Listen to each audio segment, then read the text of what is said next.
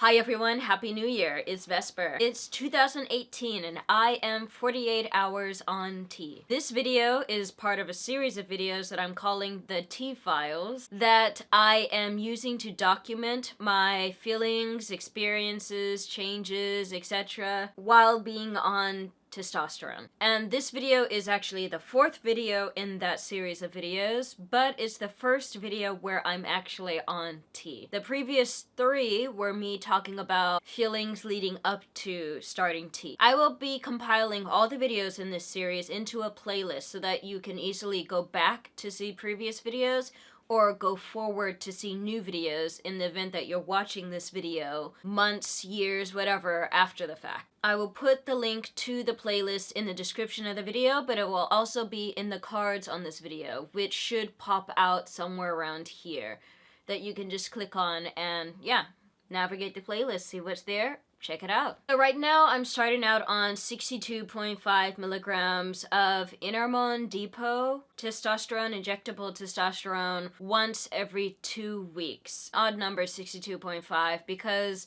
this particular testosterone, I don't know if it's the same for all testosterone, comes in two dosages, two vials. The 125 milligram option and the 250 milligram option. And I had the doctor, long story short, take that 125 milligram vial and half the dosage, so that turned out to be 62.5.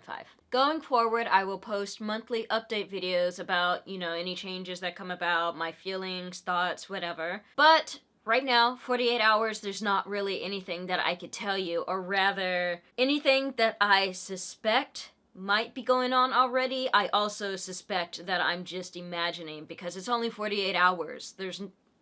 What would happen that quickly on such a low dosage? Nothing. One thing that I do want to try and do for each of my monthly updates is recite a quote, one of my favorite quotes by Audre Lorde, because I feel like you'll be able to notice voice changes just in my normal speaking voice, but maybe it will be easier to notice minor changes, or I don't know, anything, if I'm repeating the same quote each video. And I might drop this idea later on down the road because it's probably ridiculous and doesn't make any difference. But for now, this is what I'm going to try to do. One of my favorite quotes by Audre Lorde is, "Caring for myself is not self-indulgence, it is self-preservation, and that is an act of political warfare." I love that quote. I love a lot of quotes by Audre Lorde, but especially that one. Anyways, that's pretty much all that I have for this update, which is not even an update. But I will continue this video on talking about the actual visit to the clinic to get the first injection itself, because there isn't a whole lot out there actually talking about going to a clinic for HRT, specifically testosterone, in Japan, especially as a non-binary person. So I do kind of want to gloss over that experience in this video. But if you don't want to hear about that,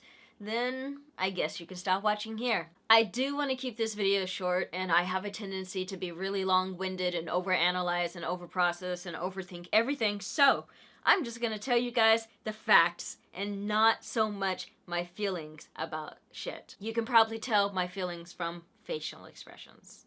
Yeah. The clinic that I went to was actually a urologist, and I know that probably sounds really strange. It sounds weird to me because I haven't heard of that many people going to urologists for hormones, but this particular clinic was recommended to me by the psychologist who wrote my diagnostic paper for gender identity disorder. See previous video.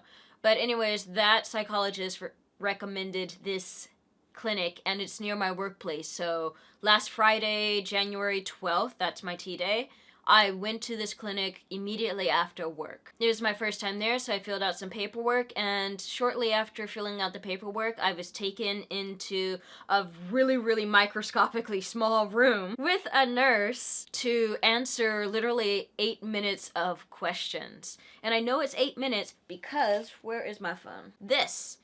I voice recorded the entire thing, like the entire appointment, because documentation, that's what I do. Might come in handy for a future podcast, whatever, I don't know. It's good for my memory, which is shit. Anyways, 8 minutes of questioning by this nurse, and it was pretty awkward, because a lot of the questions that she was asking me, I already answered and dealt with when I was talking to the psychologist in order to get to that clinic and access the HRT. A lot of really invasive questions. But anyways, let me not talk about my feelings. That's what I said I'm not gonna do. Let me just tell you some of the questions that she asked me. So she had my paperwork on hand and she asked me point blank, I guess for verbal confirmation that I'm FTM, and I hesitated for a second and I asked her, do you know what X-gender is, which is non-binary in Japanese?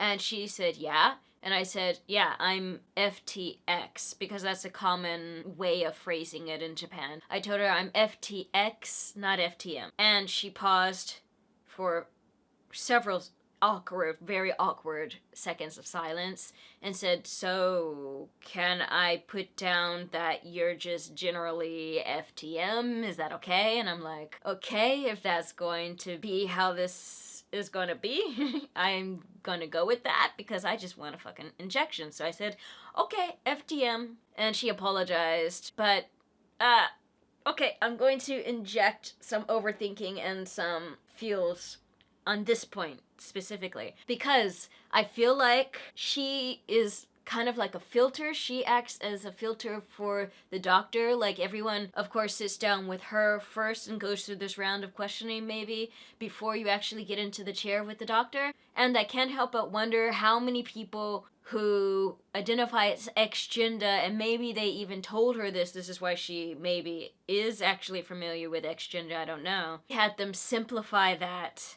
And I say simplify not to say that FTMs have it simple or whatever. Just, she had them lie for the sake of fitting into the existing system that exists for FTMs and MTFs, but not for X-gender people. How many people had their actual gender feels simplified to those 3 letters before they can even access the doctor and the hormones? He actually asked me for verbal confirmation again about being FDM after other questions later, and yeah, that was just that was like really awkward, but I already knew that that was probably going to be a thing, so I wasn't caught off guard by it. It was just really awkward. Okay, back to the questions. She asked me how many times I had seen a psychologist who wrote the diagnosis for gender identity disorder, and this is relevant if you watch my past videos, you'll know why it's relevant. But yeah, she asked me how long I had seen that psychologist before getting that document, and I could tell that was kind of like a red flag going off in her mind, but she didn't press the matter. She also asked me how out I was in my daily life.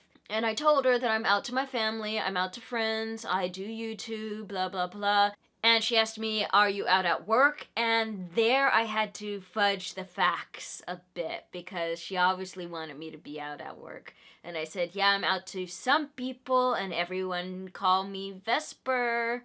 By the way, on my paperwork, I put my actual legal name, but then I crossed out my first name and middle name and put please call me Vesper on the paper. So she was calling me Vesper. Anyways, I told her that at work everyone calls me Vesper. I'm known as Vesper, but I'm only out to a few people. She asked me multiple times, had I already been to any other clinic to start HRT? Was I already on HRT? Had I had SRS? Do I plan to get SRS or any other surgeries? She was looking for some pretty detailed stuff. And again, these are like pretty invasive questions to be asking someone when they've only been there like a couple minutes. And I had already answered many of these same questions before when I was sitting with the psychologist to even get to this point of getting hormones. So it was very awkward for me and just proof of more gatekeeping. I put on my paperwork that I am on antidepressants because I am, and she asked me how long I had been on antidepressants, obviously from the way she said it, expecting me to say that I'd been on it for years. Probably because she's looking for some kind of proof of me having had dysphoria or knowing that I was trans, blah blah blah, for years. But I told her no, I started it in July. And she asked me, so has your depression gotten better? And I was like, yeah. because it has, but I mean it's not better, but it's better. She talked to me about the cost of HRT. So since I haven't had SRS, gender marker isn't changed or anything like that, nothing is covered by my insurance except for the blood work. The actual injections themselves are not covered by my insurance, but she pointed out that once I had SRS and legally changed my gender marker, blah blah blah, then I get to access the magical insurance that would pay for everything. But until then, nope. She asked me if I had any questions, and at this point I brought up my biggest concern with starting HRT, particularly in Japan, in that I want to do low dose testosterone. And I looked on the website and saw that the testosterone that they offer is called, it comes in 2 dosages, 125 milligrams or 250 milligrams, and both of those numbers are too high for me. I did not want to start out at 125 milligrams. I don't even know, that might like be an end goal if it is a goal at all. So I brought up these concerns with her, and she assured me that they could customize the dosage to suit me, but that I would need to talk about that with the doctor, not with her. After that, she took my temperature, my blood pressure, and then I was back out in the waiting room for a few minutes while I waited to be called back to see the doctor. Sitting down with the doctor, I was surprised that there was someone else in the room too. This random lady on the computer in the corner, but like the corner is literally just within an arm's reach of me because the office is that fucking small. And yeah, no introduction, no information about who the hell she was and why she was sitting in on my talk with the doctor, but whatever, awkward, okay? Doctor had my paperwork on the table in front of him. He looked at the diagnosis paper and he's like, so you have a diagnosis, ... I could see wheels turning, red flags possibly going up because, again, like I said, see my last video as to why my diagnosis of GID is not exactly legit, but not illegal. He obviously questioned the paper but didn't push it. He told me that usually his patients come for injections once every 2 weeks, and he also told me that if I do SRS, not even if I do SRS, he just said when you do SRS, you'll have to take a month off of testosterone before you do that. I did almost immediately bring up the issue of dosage because that is my biggest concern in starting HRT, and I asked him, can you take less than the 125 milligram vial? And he was very hesitant at first to do it, insisting that, you know, no one else has had a problem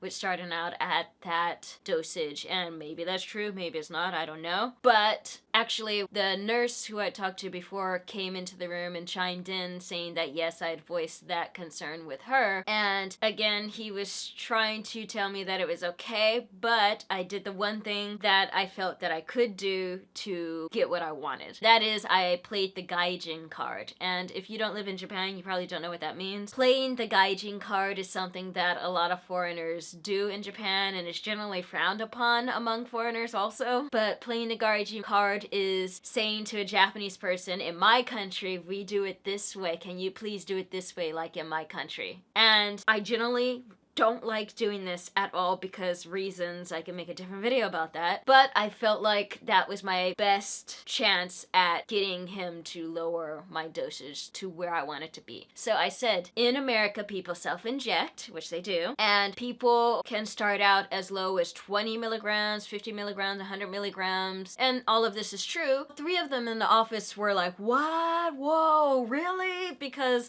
obviously they'd never heard of this before. Despite their surprise, the doctor was actually pretty chill. After that, he was like, okay, let's do it the American way. He literally said the American way. And he asked me if having the 125 milligram dosage was okay, and half of that being 62.5 milligrams. And I was like, yeah, let's do that. And so that's what we did. He said to come back in 2 weeks, and maybe we can up the dosage if you were comfortable with that. I obviously gave him a look because he automatically took a it back and was like, okay, well, do it how you feel comfortable with. We'll go at your pace. And I really appreciated that. So yeah, everything turned out okay after that. I was taken to another room that was more private this time, and with the same nurse that had been with me from the beginning. She then did the blood work that I will get back in 2 weeks when I go back for the next injection, and pretty much straight up after that, I got the T. And they gave me an option of doing it in the upper arm, shoulder area, or in my butt. I went for